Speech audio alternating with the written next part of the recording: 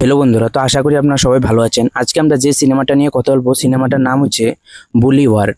তো দেরি না করে কাহিনী শুরু করে দিই। কাহিনীর শুরুতে আমরা হ্যাসলি নামে একটা মেয়েকে দেখতে পাই, যে এ শহরের মধ্যে মেয়েটা নতুন এসেছে, আর যে কলেজের মধ্যে সে অ্যাডমিশন নিয়েছে, সে কলেজে তিনি অ্যাডমিশন নিয়েছে। হ্যাসলির আজকেই কলেজে প্রথম দিন। একটা ছেলেকে কলেজে ঢুকে জিজ্ঞাসা করার পর যে সেকেন্ড সেমিস্টারে ক্লাস কোথায় হচ্ছে, সেই ছেলেটা অন্য একটা রুমের কথা বলে দেয়। সে রুমে ঢুকে দেখে যে ছোট বাচ্চারা ক্লাস করছে। তারপর হেসলি এখান থেকে বেরিয়ে সে তার নিজের ক্লাস খুঁজে বের করে। তারপরে হেসলি যখন ক্লাসের ভিতরে ঢুকে এর পরেই স্যার তাকে বলে যে আমার ক্লাসের মধ্যে যারা লেট করে আসবে তাদের কোনো জায়গা নেই, তুমি ক্লাস থেকে বেরিয়ে যেতে পারো। আর হেসলি আজকে মাত্র কলেজের মধ্যে প্রথমবারই আসলো, আজকেই তাকে বের করে দেওয়া হয়েছে। তারপর সে গিয়ে যে ছেলেটা তাকে ভুল ক্লাসের কথা বলেছিল তার সঙ্গে গিয়ে বসে। তারপর সেই ছেলেটাকে গিয়ে হ্যাসলি বলে যে তুমি কলেজের মধ্যেই তুমি এভাবে ফুক্কাচ্ছ, সেটা তো ভালো নয়। তারপর ছেলেটা কিছু না বলি সেখান থেকে উঠে চলে আসলো। তারপরে আমরা কালা নামে একটা মেয়েকে দেখতে পাই, যে হ্যাসলিকে ডাক দিয়ে তার যত বন্ধু বান্ধব আছে তাদের সবার সাথে তাকে পরিচয় করিয়ে দেয়। তারপরে হ্যাসলি তাদেরকে জিজ্ঞাসা করে যে ক্লাসের মধ্যে যেন লাস্ট বেঞ্চে বসে থাকে আর সবসময় ফুক্কায়, ওই ছেলেটার নাম কি? তখন ওদের মধ্যে একজন বলে যে তার নাম হচ্ছে লোকি। সেই জায়গার মধ্যে কার্লার একটা বন্ধু আসে, হ্যাসলিকে এসে বলে যে তুমি কি আজকে আমার রুমের মধ্যে পার্টি হবে, সেখানে কি তুমি আসতে চাইবে? তারপর সে কিছু না বলতে পেরেও সেখানে বলে যে সে আসতে গেলে তার মনটা ফ্রেশ হবে, এসব কিছু সে লিখছে। তারপরের দিন সে যখন কলেজের মধ্যে আসে, এসেই তার দেরি হয়ে গেছে, তাই জন্য সে আর ক্লাসে যায়নি। তারপর সেই ছেলেটা লোকের সাথে এসে বসে বাইরেই গল্প করছে। লোক হ্যাসলিকে বলছে যে তুমি কি আমার সাথে ফুক্কাবে? তখন হ্যাসলি বলে যে এসব আমি কিছু করি না, এসব করাটা ভালোও নয়। তখন লোক বলছে যে তুমি ডায়েরির মধ্যে কি লিখেছো সেটা কি আমাকে দেখাতে পারবে? তারপরে হ্যাসলি লোককে বলে যে তুমি কি জানতে চাও যে আমি কি কি জায়গার নাম লিখেছি? তারপর কিছু ফেমাস জায়গার নাম হ্যাসলি লোককে বলে। তখনই সেই জায়গার মধ্যে একজন টিচার চলে আসে। তারপর সেই মাস্টারটা তাদেরকে বলছে যে তোমরা দুজন এখানে বসে এভাবে নেশা করছো, তোমাদের দুজনকে অফিস রুমের মধ্যে ডাক দিয়েছে। এই অফিস রুমে যাওয়ার পর হ্যাসলিকে অনেক বকা দেয়। তারপর হ্যাসলি চুপচাপ ক্লাসে চলে আসে। তারপর ক্লাসে আসার পর কার্লার নামের যে ছেলেটা যেটা বলেছিল পার্টিতে যাওয়ার জন্য, সে ছেলেটা তার কাছে আসে, এসে তার সঙ্গে গল্প করতে শুরু করে দেয়। তারপর বাউলের কথা বলে। তারপর বাউল এসে বলে যে তুমি যদি আজকে রাতে আমার সাথে ডিনার করতে চাও তাহলে আমি অনেক খুশি হব। তারা রাত্রিবেলা ডিনার করে বাউল যখন হ্যাসলির বাড়ির সামনে তাকে দিয়ে আসতে যায় তখন বাড়ির সামনে কিস করে ফেলে। তখন সেই জায়গার মধ্যে হ্যাসলির মাও চলে আসে। আর তখন এরকম লাগছিল যে তারা দুইজন খুব ভালো একজন বয়ফ্রেন্ড গার্লফ্রেন্ড হয়ে গেছে। পরের দিন সকালবেলা যখন কলেজের মধ্যে সবাই দৌড়াচ্ছিল তখন বাউল ইচ্ছে করেই হ্যাসলির সাথে দৌড়াচ্ছিল লাস্টে, যাতে হ্যাসলির খারাপ না লাগে যে সবাই লাস্টে সে পড়ে আছে। পরে আমরা দেখতে পাই যে হ্যাসলি সবসময় বাউলের কথাই ভাবতে শুরু করে। তারপর আমাদেরকে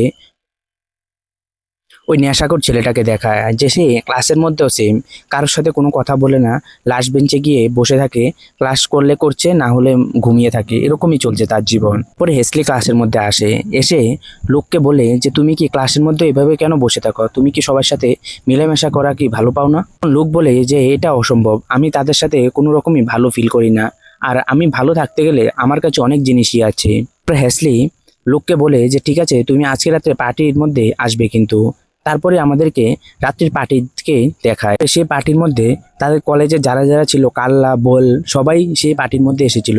তারপর হঠাৎ করে মিউজিক সিস্টেম যখন বন্ধ হয়ে যায় তখন কাল্লা গিয়ে সেই মিউজিক সিস্টেম ওদেরকে বলে যে আমিও মিউজিক অনেক ভালো পাই, আর এই মিউজিকটা আমি ঠিক করতে চাই। আর অন্যদিকে আমরা দেখতে পাই যে হাসলি আর বল তার হাতে করে একটা কফি নিয়ে আসছিল। তখন সেই কফিটা হ্যাসলির বুকের মধ্যে পড়ে যায়। তখন বল বলেছে ঠিক আছে তুমি আমার সাথে ওয়াশরুমে চলো, আমি তোমার ড্রেসটাকে চেঞ্জ করে দেব। তারপর বল যখন হ্যাসলিকে নিয়ে ওয়াশরুমে যায় তখন ওয়াশরুমে ঢুকেই কিস করতে শুরু করে দেয়। আর তখনই সেই জায়গার মধ্যে খারাপ ছেলেটা মানে লোক নামে যে ছেলেটা সেখানেই ছিল। তারপর হ্যাসলিকে ওয়াশরুমে পাঠিয়ে দেয়। তারপর সে লোক নামে ছেলেটা সেখানে হাসতে শুরু করে। তারপর বল বলে যে তুমি অনেক একটা বেশরম ছেলে, এসব কথা বলে সে এখান থেকে চলে আসে। তারপর হ্যাসলি সে ড্রেসটা চেঞ্জ করে যখন বাইরে বেরোয়, পরে হ্যাসলি যখন বাইরে এসে দাঁড়ায় তখন লুক তাকে বলে যে ঠিক আছে তোমার ড্রেসটা চেঞ্জ করতে হবে না, আমার শার্টটা আমি খুলে দিয়ে দিচ্ছি তোমাকে।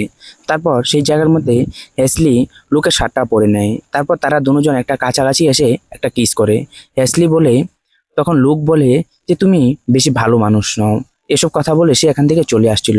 তখন হ্যাসলি বলে তুমি এখন কোথায় যাচ্ছ? তখন লোক বলে যে আমি যেখানে যাব এই জায়গাটা তোমার পছন্দ আসবে না, তুমি এখানেই পার্টি করো। পর লোকের পিছে পিছে হ্যাসলিও বাইরে চলে আসে। তখন হ্যাসলি লোককে বলে যে তুমি কোন জায়গায় যেতে চাও আর কোন জায়গাটা আমার পছন্দ আসবে না সেই জায়গাটা আমি দেখতে চাই। তারপর তারা দুজন একটা বাইকে করে সেই জায়গার মধ্যে যায়। পরে লোক হ্যাসলিকে সেই জায়গার মধ্যে নিয়ে আসে। আর লোক সবসময় তার ভাইকে নিয়ে এই জায়গার মধ্যে আসতো। আর এই জায়গাটা একটু পুরনো, একটু ভাঙাচোরা হলেও সেই জায়গাটা খুবই সুন্দর ছিল। আর হেসলি এই জায়গাটা দেখে সে অনেক খুশি হয়ে যায়। পরে হেসলি বলে যে আমরা তো এখানে চলে এসেছি, কিন্তু এখানে আমরা করবোটা কি? তখন তারপরে হেসলি বলে যে এখানে আমরা তো চলে এসেছি, কিন্তু এখানে আমরা করবোটা কি? তখন লোক বলে যে এখানে আমি সবসময় আমার ভাইয়ের সাথে আসতাম। তখন তার ভাইয়ের ছবিগুলিও হেসলিকে দেখায়। লুকের ভাই যখন মারা যায় তারপর থেকে লুকের অবস্থা এরকম হয়ে গেছে। তখন হেসলি বলে যে ঠিক আছে, তুমি তোমার ভাইকে নিয়ে এত চিন্তা করতে হবে না, আমি তোমার সাথে আছি। তখন হেসলি বলে যে ঠিক আছে, তুমি তোমার ভাইকে নিয়ে এত চিন্তা করতে হবে না, আমি তোমার সাথে আছি সবসময়। তারপরে লোক তার কিছু ফেভারিট গান লাগায়। আর এই গানগুলিও হেসলির খুব ভালো লাগছিল। তারপর লোক তাকে তার ফেভারিট যে জায়গার মধ্যে সে যেতে চায়, ফেভারিট একটা ড্রিম সেখানে লেখা আছে সেটা তাকে দেখায়। তখন লোক বলে যে আমি সবার সাথে ভালোভাবে অনেক সুন্দর করে জীবনযাপন কাটাতে চাই, কিন্তু সবাই আমাকে এভাবে কাটাতে দেয় না।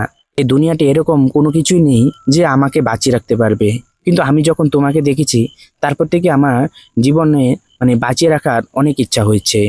তখনই হ্যাস্টির ফোনের মধ্যে বোলের কল আসে। এসব লোক দেখে সে বলে যে চলো এখান থেকে আমরা এখন চলে যাব। তারপর লোক হ্যাসলিকে নিয়ে তার বাড়ির মধ্যে এনে তাকে ছেড়ে দিয়ে যায়। আর হ্যাসলিও লোককে অনেক পছন্দ করতে শুরু করেছে। এই জন্য হ্যাসলি সে ফুলের কাছ থেকে ব্রেকআপ করতে যাচ্ছিল, কিন্তু ব্রেকআপ করার জন্য এরকম কোনো সে পরিস্থিতি খুঁজে পাচ্ছিল না। তারপরে আমরা দেখতে পাই যে তাদের কলেজে সবাই সিনেমা দেখতে এসেছে। আর এই সিনেমা হলটা লুকের বাবারই। আর লুক এখানে কাজ করছিল টিকিট কাউন্টারের। হ্যাসলি তারপরে বুল এসে লোককে বলে যে আমার 6টা টিকিট লাগবে, অনেক ইগোতে বলছিল। আর লোকের এখানে হ্যাসলিকে দেখে তার কোনো কিছুই পছন্দ হচ্ছিল না। তারপর সে বলে যে হল হাউস টিকিট হয়ে গেছে, টিকিট দিতে পারবো না। তারপর এসব কথা বলে সে এখান থেকে চলে আসে। তারপরে লোক একটা বারের মধ্যে যায়, সেখানে গিয়ে তার একটা বান্ধবীর সাথে সে এখানে অনেকক্ষণ ধরে একটু ড্রিঙ্কিং করে অনেক এনজয় করে, যাতে সে রাগের মাথায় কাউকে মারপিট না করে দেয়। তারপরের দিন কলেজের মধ্যে হ্যাসলির কাছে বলে এসে বলে যে আজকে রাত্রে আমরা ঘুরতে যাব এক জায়গার মধ্যে, আর সবাই এভাবে দূর থেকে দেখতেই থাকবে। সেই জায়গার মধ্যে লোককে এসব কথা বলছিল। তারপরের দিন হ্যাসলির বাড়ির সামনে লোক গিয়ে দাঁড়িয়ে থাকে, কিন্তু সেই জায়গার মধ্যে হ্যাসলি বলের জন্য অপেক্ষা করছিল, কিন্তু বল আসার আগেই লোক গিয়ে দাঁড়িয়ে থাকে। তখন হ্যাসলি লোককে জিজ্ঞাসা করে যে তুমি এখানে কি করছো? তখন লোক বলে যে এখানে আমি তোমার জন্য অপেক্ষা করছি, কারণ তুমি কলেজের মধ্যে একটা নোটবুক ফেলে এসেছিলে। পরে লোক হ্যাসলিকে নিয়ে সেই জায়গার মধ্যে আবার চলে আসে। সেই জায়গার মধ্যে আসার পর হ্যাসলি লোককে বলে যে তুমি কি আমাকে স্মোক করাতে পারো? তখন লোক বলে যে ঠিক আছে। তারপর ধোঁয়াটা হ্যাসলির মুখের মধ্যে সে ঢেলে দেয়। তখন হ্যাসলির কাশি চলে আসে। তখন হ্যাসলি বলে যে ঠিক আছে, তুমি ছেড়ে দাও, আমাকে আর এসব করাতে হবে না। পরে তারা এখান থেকে আসার সময় রাস্তার মধ্যে একটা মিউজিকের কম্পাউন্ডের মধ্যে ঢুকে, সেখানে ঢুকে অনেক রকমের মিউজিক তারা শুনছিল, অনেক ক্লাসিক মিউজিক। আর এই মলটা তার একজন বন্ধুর, লুকের একজন বন্ধুর। তারপর সেখানে তারা অনেক পুরনো ক্লাসিক গানাও শুনছিল। তারা সেই জায়গার মধ্যে একটু নাচ গানাও করতে শুরু করে। তারপর সেই জায়গা থেকেই তারা দুজন খুব কাছাকাছি আসতে শুরু হয়। এরকম মনে হচ্ছিল যে তাদের দুজনেরই নতুন একটা চ্যাপ্টার শুরু হবে। পরের দিন ক্লাসের মধ্যে হ্যাসলি যখন বসে রয়েছে, তখন পিছন দিয়ে লোক বলছে যে এখন আর আমি তোমার সাথে কথা বলতে চাই না। তখন হ্যাসলি বলছে যে ঠিক আছে, কেন বুঝছি আমি কথা বলতে চাও না, আমি বলকে দেখি যেভাবে হোক আমি তার থেকে রিলেশন ব্রেকআপ করে নেব। হ্যাসলি বলে যে ঠিক আছে, আমি যেভাবে হোক তার কাছ থেকে আমি ব্রেকআপ করে নেব। তার অন্যদিকে আমরা লুককে দেখতে পাই যে লুক তার বাবার থিয়েটারের মধ্যে গিয়ে তার বাবাকে বলছে যে এই শোটা শেষ হয়ে গেলে একটু কিছুক্ষণের জন্য পুরো হলটা আমাকে একটু দিয়ে দিবেন, আমি একজনকে সারপ্রাইজ দিতে চাই। পরে লোকের বাবা বলে যে তুমি যে মেয়েকে এখানে আনতে চাও না কেন, তুমি ওই মেয়ের কাছ থেকে দূরে চলে গেলে এখান থেকে সোজা সে একটা বারের মধ্যে চলে যায়। আর সেখানে গিয়ে দেখে হ্যাসলিকে বলের সাথে কিস করছে। আর এসব দেখে লোকের প্রচুর মাথা গরম হয়ে যায়। আর সেই জায়গার মধ্যে সে অনেক ড্রিঙ্ক করে সেখানে একটা ছেলের সাথে তার মারপিটও হয়। তারপর সে বার থেকে বেরিয়ে তার বাইকটা নিয়ে সে চলে যায়, যেখানে গিয়ে সবসময় সে বসে থাকে, তার ভাইয়ের কথা সবসময় যেখানে গিয়ে সে ভাবে। অন্যদিকে আমরা হ্যাসলিকে দেখতে পাই যে হ্যাসলি যেভাবে লুকের সাথে কথা বলতে চাইছে, কিন্তু লুক হ্যাসলির সাথে কোনোভাবেই কথা বলতে চাইছে না। পরে তারা দুজন চলে আসে যেখানে তারা দুজন একটা ভাঙাচোরা সেই সুন্দর জায়গাটার মধ্যে এসেছিল। সেখানে আসার পর হ্যাসলি লুককে বলে যে দেখো, আমি তোমাকে ছাড়া কোনো কিছু করতে পারছি না, আর আমি বোলের কাছ থেকে যেভাবে হোক আমি ব্রেকআপ করে নেব, তোমাকে কথা দিলাম এখানে। আবার তারা দুজন খুব কাছাকাছি আসতে শুরু করে, আর তারপর থেকেই তারা দুজন বলে যে তুমি আমার স্বপ্ন পূরণ করবে, আমি তোমার স্বপ্ন পূরণ করব। তারপর তারা দুজন একটা বিচের মধ্যে যায়, সেখানে গিয়ে তারা অনেক এনজয় করে। পরে একদিন হ্যাসলি বলের কাছে যায়, বলের কাছে গিয়ে হ্যাসলি বলকে বলে যে আমি তোমার কাছ থেকে ব্রেকআপ করতে চাই। তখন বল বলে যে ঠিক আছে, আমি বুঝছি, আমাদের রিলেশনশিপে আমি আরও সময় দিতে চাই। তারপর একদিন বারের মধ্যে হ্যাসলি আর লুক তারা দুজন কিস করে, তখন সেখানে কেউ ফটো তুলে বলকে পাঠিয়ে দেয়। পরে আমরা লুককে দেখি যে লুক একদিন হঠাৎ করে পুরান একটা গাড়ি নিয়ে সেখানে তার হ্যাসলির কাছে আসে।